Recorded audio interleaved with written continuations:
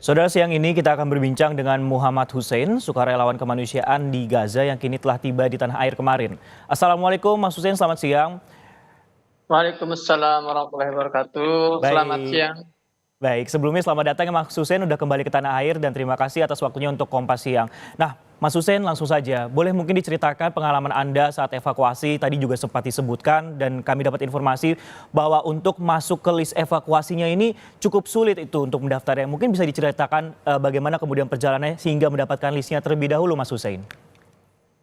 Iya, jadi yang berwenang dalam berkoordinasi seputar memasukkan nama ke dalam daftar WNA yang boleh melintas itu adalah pihak pemerintah. Jadi saya tidak ada campur tangan sama sekali. Dan saya menyerahkan semuanya kepada Kemenlu untuk terus berunding dan berdiskusi dengan pihak-pihak terkait.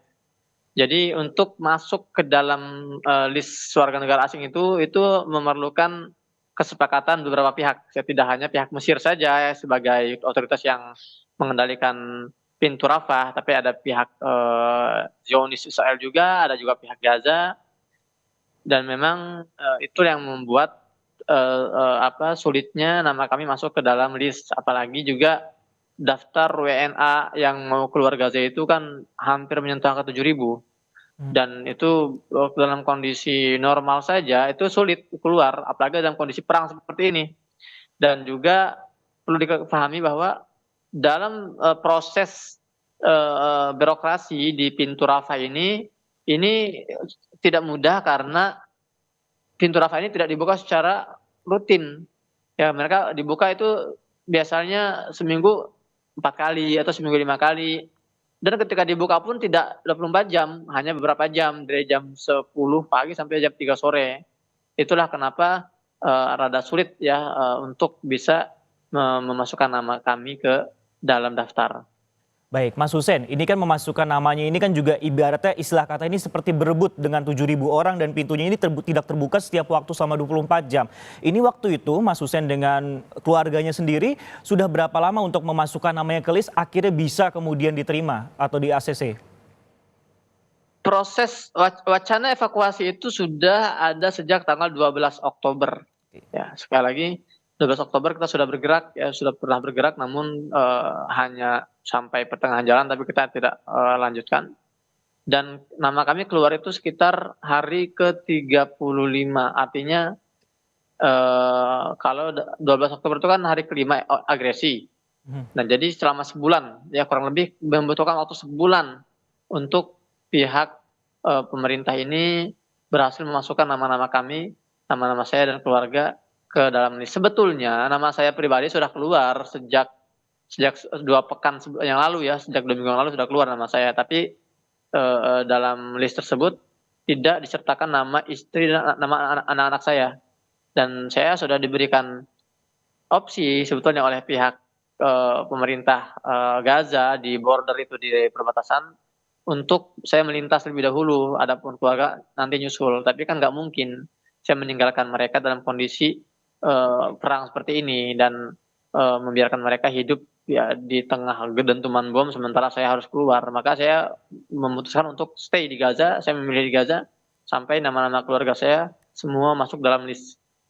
Baik, kalau itu tadi masalah dari otoritasnya untuk mendapatkan ataupun juga masuk dalam list evakuasi. Nah, untuk mungkin perjalanannya ataupun juga proses evakuasinya ini kalau kami baca ataupun juga kami lihat seperti itu juga cukup terkendala masalah operasional juga ya, masalah bahan bakar ya Mas Hussein?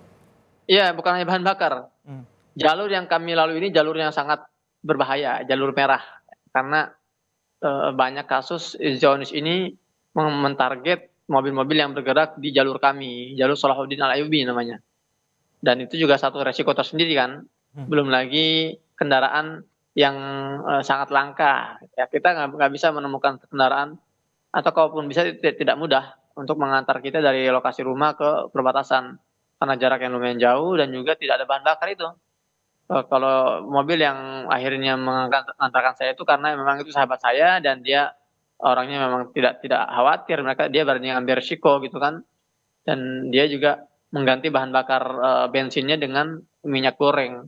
Meskipun itu akan merusak ya, mesin mobil dia, tapi bagi dia itu hal yang biasa karena kondisi seperti ini semua juga harus berkorban. Baik, kondisinya cukup sulit baik untuk melakukan proses evakuasi ataupun juga menuju ke proses evakuasi, ada bahan bakar juga kendaraan yang harus melewati jalur merah. Nah, mungkin terakhir sebelum kemudian berhasil dievakuasi nih Mas Hussein bersama keluarga, mungkin boleh digambarkan kepada kami kondisi perang saat Anda masih di Gaza itu seperti apa? Semakin panas dan semakin brutal itu sudah saya dokumentasikan dalam vlog terakhir saya di YouTube. Jadi sebelum saya bergerak ke perbatasan sehari itu, pagi itu ada beberapa serangan brutal yang mentarget sejumlah rumah warga beserta penghuninya yang lokasinya itu sangat dekat dengan tempat kami berada. Sampai saking dekatnya itu memporak-porandakan jendela-jendela rumah kami. Kaca-kaca kaca-kaca rumah tempat saya tinggal itu hancur dan jendela rusak. Ya, itu menggambarkan dekatnya dan besarnya ledakan yang jatuh di sekitar lokasi kami berada. Dan juga masih di lokasi tempat kami berada, artinya di wilayah selatan itu banyak juga pembantaian terjadi hari itu. Di antaranya adalah pembantaian yang mentarget sebuah keluarga dari keluarga Rekeb namanya, itu keluarga istri saya. Jadi saat itu 11 kerabat istri saya itu meninggal dalam serangan udara Israel ke jalur Gaza ketika kita sedang evakuasi menuju perbatasan Rafah. Baik, masih ada sejumlah serangan bahkan dalam menuju proses evakuasi keluarga Mas Hussein sendiri. Terima kasih sebelumnya Mas Hussein telah bergabung bersama Kompas Siang, berbincang bersama kami. Sehat selalu, salam untuk keluarga. Waalaikumsalam warahmatullahi wabarakatuh.